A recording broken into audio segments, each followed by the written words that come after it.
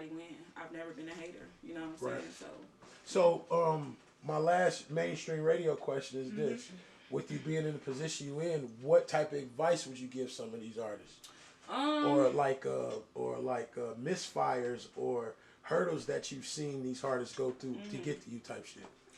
The advice I would give, like I give when I'm interviewing them, just be yourself. You know, don't try to be someone that you're not. Don't go Hollywood. You know what I'm saying?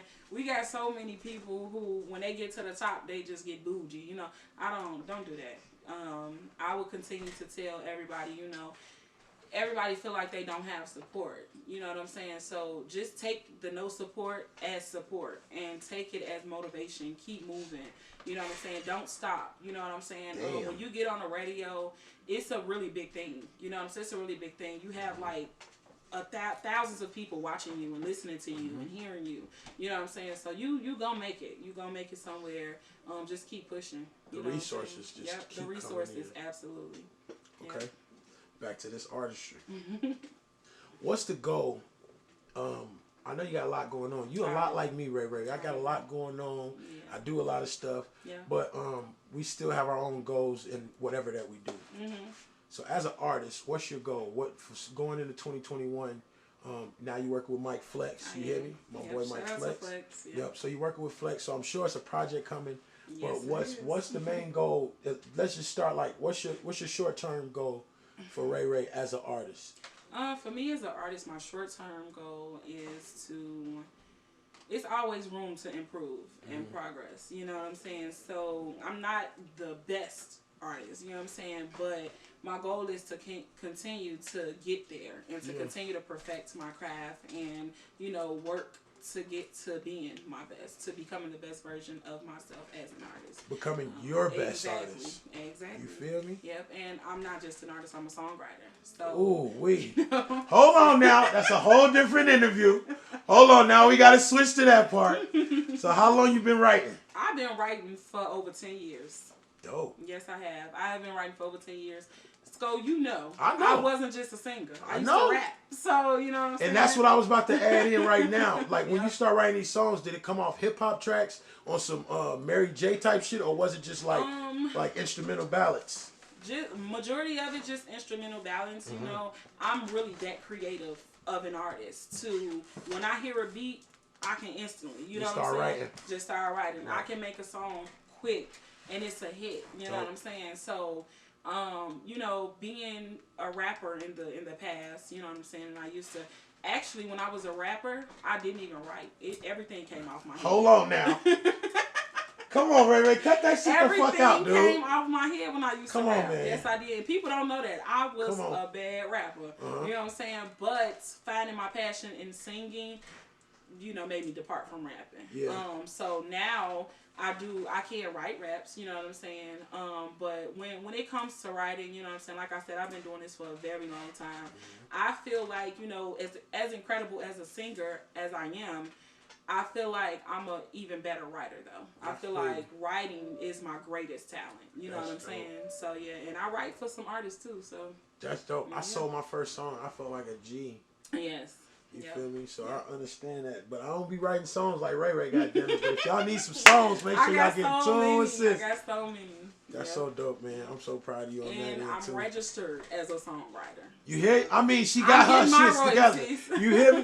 BBMI, RBX, motherfucking Sound Exchange, them niggas. Get her shit together, y'all. Yes. Yeah. Man, a mother, a wife, a daughter, a sister. You're a really nice lady. Thank you. How's the married life been? The married life is amazing, y'all. Like, oh my God, I would do it all over again. You know, my birthday this year in 2020 was the best day of my life. I married my soulmate on my 25th birthday. Amen. Incredible. Turkey bacon. Incredible. Like I said, when you connected to somebody and you're bonded and you've been bonded for forever, you know, when you get married, it's like, man, we've been married this whole time. You know what I'm saying? So yeah, it feels incredible. Coming up on our very first year anniversary, I'm excited. Congratulations. I feel like I'm gonna relive this all over again. So yep, I am. Thank you. I need to borrow $20. I got because I know y'all eat crab legs every day over there. I Y'all get on my nerves over there with that crawfish. I'm just playing, man. I gotta have fun with you, man, because I really love you. I love your brothers. I love your sister as well. We've always had a good just vibe every time we've been around each other. And your brothers, like I said, I love your brothers. They love me as well. Yes, we family. Y'all always we family for real. Always been family. So, what's the Help the Homeless organization that you do? Ooh, I started my very first organization in 2014. It's called Rock, Restoring Our Community. I was living in Chicago. Hold on. No, you're not about to speed past that acronym. Like, that's not crazy. What's it called? Restoring Our Community. And what's the abbreviation? Rock. Rock! I feel you! Damn, I feel you! It's so funny. Girl, you smart. Keep going. Rock the cradle. Go ahead, G. My wife moved me to Chicago when I really took off with my organization. Chicago is one of my favorite cities. And, you know, when you go downtown Chicago, you see a lot of homeless people. And it touched and broke my heart at the same time. You know what I'm saying? Exactly. It sparked me. It's like, I got to do something to help these people. Yeah. You know what I'm saying? And that's what I did. I took off. When I tell y'all, I literally...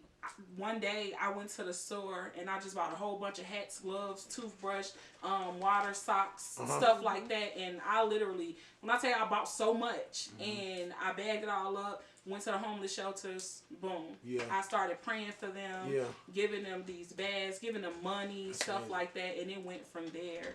And I got established. I came back to Gary.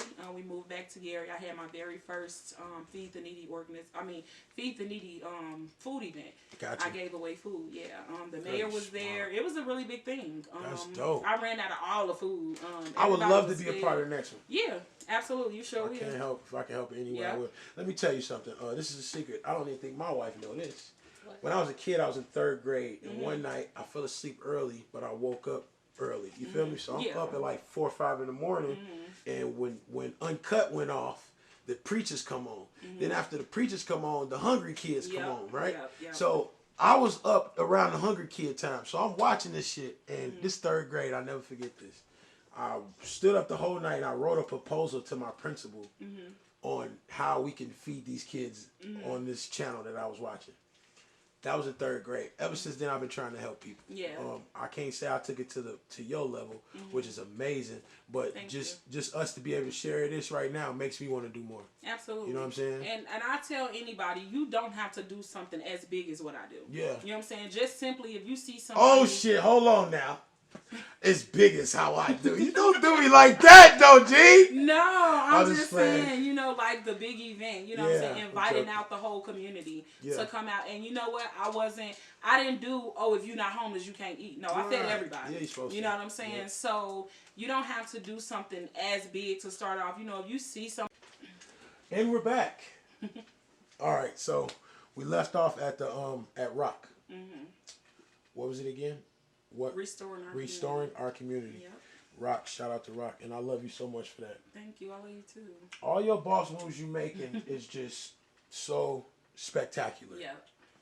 So you also have Bossy Beauty Boutique and Bossy Minx. Yes. Hold on, get your shit together, shorty. Let them know. Yeah. Where did this come from? Oh man, 2020 been heavy for you, 2020 shorty. Has been amazing, like for real. Bossy Beauty Boutique and Bossy Minx. I'm a woman who have always loved lashes, glasses, all of that, lip gloss, all of that. So I decided to start my own business, and that's where I branched it out. You know what I'm saying? That's why I went. So Bossy Minx, my lashes, is like, man, my lashes, I love my lashes. Everyone loves my lashes. Bossy Minx, I didn't think my business would take off immediately. You know what I'm saying? I didn't think it would take off as soon as it did.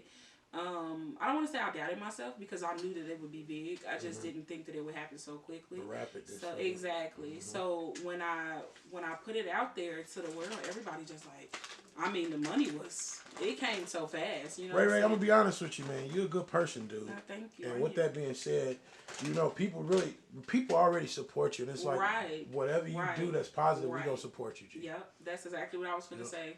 And so, you know, with it taking off so big like it did and so fast like it did, it was like, you know, when I seen the support and how everybody was rocking with it, I'm like, I'm not ever stopping this. You know what I'm saying? Like, I'm gonna keep on doing this, you know. And my business still to this day is successful. That's dope. Yep. I'm so proud of you. Thank you. I said that 20 times already. Thank Okay. you. Congratulations on your last doctor visit. Thank you. Now, I need to know about this because we see all your successes. Yeah. Most people only see the successes. They don't get to see the struggle or the things that make you successful. Right. So, tragically, you had, not even tragically, it's just a hurdle that you had to go through is brain disease, correct? Yeah. Yes. What is that? It's a very rare brain disease called idiopathic hypertension, intracranial hypertension. It is a disease where the fluid, we have fluid in our brain, but this disease makes the fluid increases. It makes more fluid than you need. Put water in your brain. Exactly. So when this fluid increases, it swells up my optic nerves. And when the optic nerves is infected, it increases the pressure within my skull. And when that happens, it affects my vision, which right now, which a lot of people don't know, I am blind in my right eye, partially. Exactly, yeah. So, and it also makes me have to have these procedures called Spinal Taps. It's like a surgical procedure. They go through my spine to drain the fluid off my brain. Got you. So, which is really scary. You know what I'm saying? I've had 2 so far. Since the second one, everything has been cool. The fluid, the extra fluid has not been there, which is a very good thing. This disease, really to sum it all up, is basically it give you the symptoms of a brain tumor when you really don't have one. So it's a difficult thing, you know what I'm saying? In the very beginning, when I was first diagnosed with it in 2017, it took me into a really deep depression.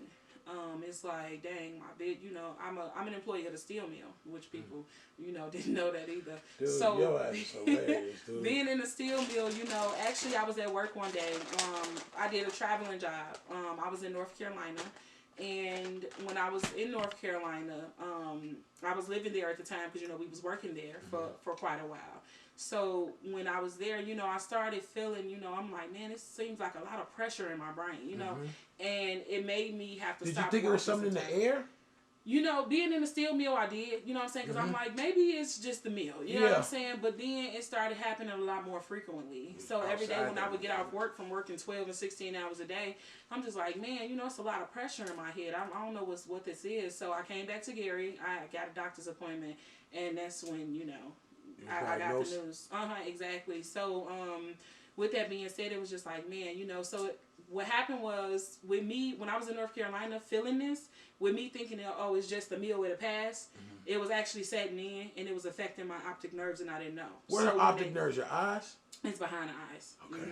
So when I got to my ophthalmologist, which is my eye specialist, they were so swollen that he knew then that, the disease, it was too late, to actually stop my vision from leaving in my right eye. So, it had affected my vision, And then it's just like, wow, I work in a steel mill. I can't work right now. I couldn't drive. I couldn't fix my own food. I couldn't do a lot of things. So, I locked myself in and I'm just like, man, I'm so depressed. I'm down.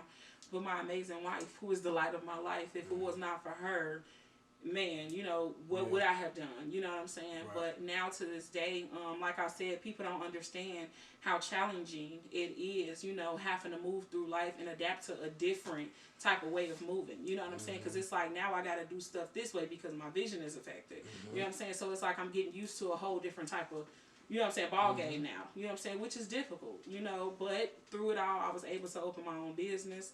I've been able to, do a whole bunch of things, and God continues to pour my blessings in. So, I didn't let the disease stop me at all. And, as I got, like you mentioned about my test results, as I get my test results, my brain is perfect. There's no problems, no tumors, or anything. So God is real. Absolutely. And with people that have this disease, they actually have it way worse than I do. And, it's people that have to get the brain shunts and all of that. And thank God that I'm not one of those. So I wanted to do my speaker of my little drum. Just it was too serious, though. Yeah.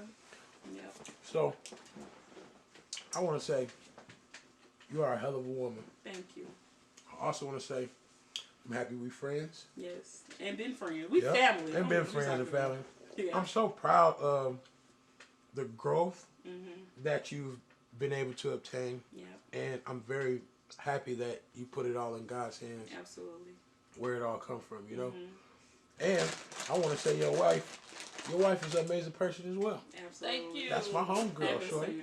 You heard? Always been my homegirl. Always. Yes. You know, this don't change. This should stay the same. Yep. So, with everything we just went through, what would you leave? What you want to leave these people with? Keep pushing. You know, with people, it can always be worse. It's people that go through way worse stuff than we face every day. And I try to keep that in mind. You know, even with my disease, it's like, okay, I'm partially blind, but it's somebody that can't see anything. So that motivates me, and I'm just like, okay, I'm going to keep pushing. I'm going to continue to strive for greatness and, you know, just keep doing what I do, you know, because like I say, life goes on, and if you don't move with it, it's going to pass you by. So you gotta keep going. And with everything that's going on, I'm grateful. I'm extremely blessed. Life is good. And that came because I didn't stop. So you can't stop. You gotta keep going. When my music coming, I need it. When you dropping that music, shorty. Oh man, I got so much going on right now. As you know, I just did the song with Mike Flex just yesterday. Mr. Mike Flex, work. Yeah, yes, that's one of the coldest producers. Oh yeah, he really is. Yeah. And the thing about Flex is quiet. He is. He a silent killer, boy. Like he is. Yo, everybody plug their shit in, play their beats. All right. Mike Flex is sitting in the corner, and when he come plug his shit in and press play, that shit changed, bro. Yep. So I just did, it's called Heartbreak Hotel, another song that I wrote. Dope. And as an artist, you know, you bring out that creativity, and it's like, I'm not the only one, you know, who has a happy relationship and who has a loving and fun relationship. There's people out here who's going through heartbreaks and hard times. Yes, so I write my music so other people can relate. So I did Heartbreak Hotel. It's a sad song. It's a heartbreak song, of course. But it's a hit, man. This song is going to go so far.